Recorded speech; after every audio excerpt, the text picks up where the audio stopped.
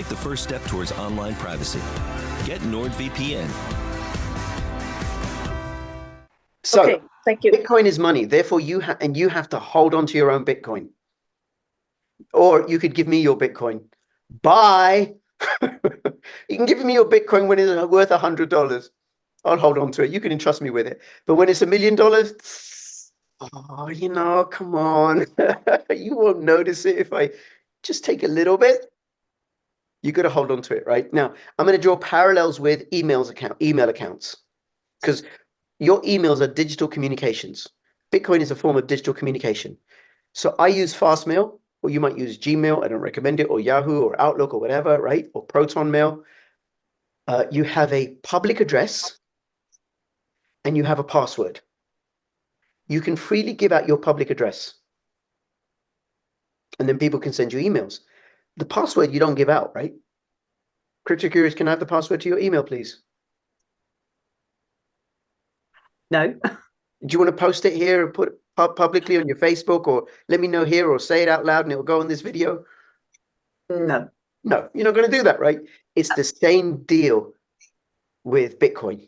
With you have what accounts called wallets.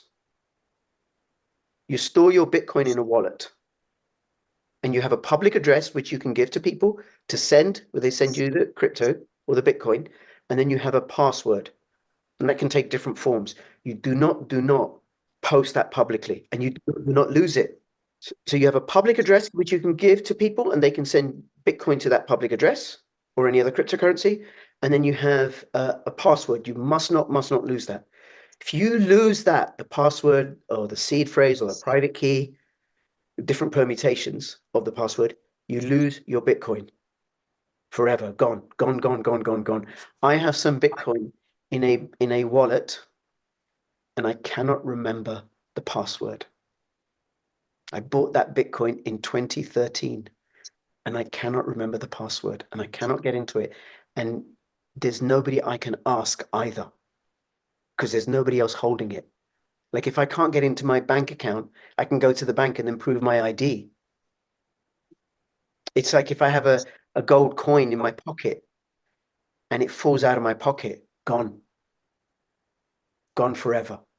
So you have to keep it secure and offline. A friend of mine lost 6 Bitcoin. She sent the passphrase by text to her dad. By the time her dad uses the passphrase to access the wallet, Bitcoin gone. Because up there in the cloud, there are bots that are scouring servers, cloud servers, looking for private keys and seed phrases. Thieves go where the money is. And where the money is, increasingly where the value is Bitcoin. So you got to keep it offline. You got to keep it secure. You got to have copies, and you got to have copies that with trusted parties. So, for example, if something were to happen to me and my wife, well, I got to have those private keys or the password somewhere else with somebody else that I trust, who's not going to go into it. Otherwise, it's all gone. There's no recovery. Right? Can you all see this? Yes. This is something that I use to keep the seed phrase secure and safe. So this is what you're seeing is a particular hardware wallet, the Keystone hardware wallet, but also what they have is this. This is a tablet. This is fireproof. It's a metal solution that allows you to store your seed phrase. Now, the seed phrase can be 12 words or 15 words or 18 words or 24 words. It's created from a list of words. You can't come up with your own words. You've got to use the words that are created when you create the wallet, and I'll show you how to do that. And then, depending upon how much value you're storing in your crypto wallets, you might want to get 2 or 3 of these. You can split the words up. You can put 6 words in one, 6 words in another. Get 2 sets, give one to one trusted party, give another half to another trusted party, with instructions that in the event of your death, they get in touch with each other. They got to know each other. So you're responsible for your own security, unlike with a bank. but it also means that you're responsible. Responsibility is a burden and a gift. You're the one that has the say. And then if you use my affiliate link, which is bit.ly/crypto-rich-keystone, you get a discount on this. You also get a discount on their wallet, the Keystone 3 Pro, which is $129. They send it all over the world. And this is a very secure wallet. It's one of the many types of hardware wallets. Hardware wallet means that it's a physical device that keeps your cryptocurrency offline, keeps your private key offline, so then it can't be hacked. And if you have large amounts, the safest place to store your crypto is in a hardware wallet.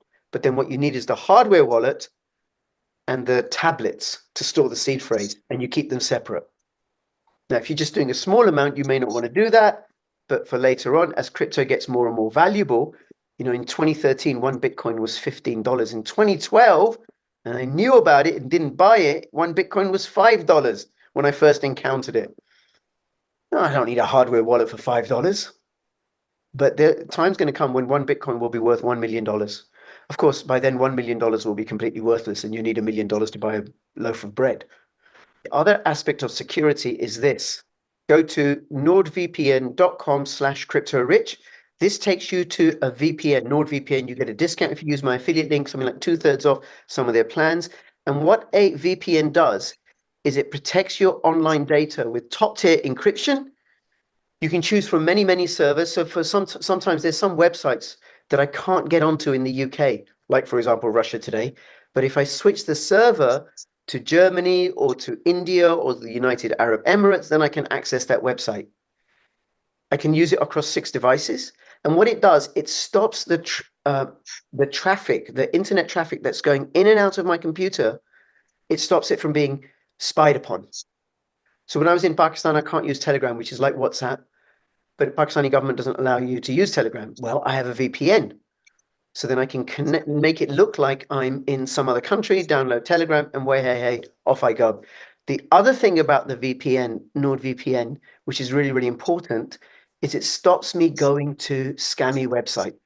So this bit.ly/crypto-rich-keystone is the actual URL. But what happens in crypto is people create dummy websites. So then I could end up downloading an application that's going to steal my private keys or steal my password and then steal my crypto. So this is why a VPN is so important. Any questions about anything I've said so far? Those links that you mentioned, which get the discount, are you able to send those out to us privately, or put them in the chat? I'll do that. I'll have them in the description below for people who are watching the video. Oh, great. Thank you. All right. First thing I'm getting, the VPN. Before you do anything, before you even breathe in crypto world, you get your VPN. Yes. Want and everything, because they do a few, right? But if you have one crypto rich account, will allow you to use it across 6 different devices. Now, how I came across NordVPN was when I first got into crypto in when I was starting my channel and everything, I started looking at, well, which VPN do I want to use? Did my own research. NordVPN got really, really good reviews. There is a problem with NordVPN, which is that it's centralized. So it's prone to regulatory capture. I don't know if there's any backdoors with the NSA or anything, right? I've never had any issues with it. And there are decentralized VPNs, but those are for another day, because you got to know a bit more about crypto about using them. At some point, can you speak about Revolut and how that differs from what you're doing here? So Revolut is I actually have it, but I've never used it. It's a gateway between the fiat world, the world of pounds and dollars, and the world of crypto. So it's also an exchange, because it allows, I understand it allows people to buy and sell Bitcoin. Yeah, that's right. Yeah. And a few other currencies, and then it allows people to buy and sell and convert those currencies to, between each other. You can go from Bitcoin to fiat and fiat to Bitcoin. And then if you've got fiat, you can send fiat across the world much, much cheaper than you could via a bank and everything. That's all that is. It's an exchange. It's a fiat gateway. Here's another gateway, an exchange, crypto.com. And, crypto.com/crypto-rich, and I get a little kickback. So this is a Visa card that I can use anywhere where Visa is accepted. And what I can do is I can use it to buy Bitcoin and dozens of other cryptocurrencies like Ethereum, but I can also use it to convert those Bitcoin to pounds or dollars and go shopping with it. But what I actually use it for is I use it to I put it's not a credit card or a debit card. I have to put money on it, and then I can spend it. So I put pounds on it, go shopping, and I get 3% cash back in crypto. So I use this to buy. Oh, Always be buying crypto. Always be buying crypto. I didn't know I could get cash back. That is the Crypto back. Crypto back. So now the one that I get is CRO. I get CRO, which at one point when I started getting this was 5 cents. But I don't know what CRO is now, but a few days ago, CRO was 16 cents. So let's say I get 10 CRO, that's 50 cents. But then when CRO goes up and it's 16 cents, well, that's $1.60 I've got. Most of the centralized agencies that operate in the UK, that operate in Europe, that operate in the United States, that are a gateway between fiat and crypto are regulated or increasingly so. They're going to get tighter and tighter with the regulations. Yeah, I noticed that. Okay. All right. Yeah. Lovely. Thanks. Okay, let me show you how to get going. So one really great secure way of starting off with crypto is with an Exodus wallet. Now the website is exodus.com. exodus.com. Cryptocurrencies, I'm going to show you this thing. And you can go to this website yourself, even without a VPN, and you click on the little lock, and you check the connection is secure, open that, and here's this thing, certificate is valid. So this tells me that this is the actual real website. So you always want to check, if you're going to download anything in the world of crypto or elsewhere, that the certificate is valid. Now, the security that NordVPN offers is it stops me from going to a phishing website, a fake Exodus website. But then how I can ensure I'm going to the correct website is by making sure that the address is spelled correctly, that it's 1X, not 2 X's or 1S.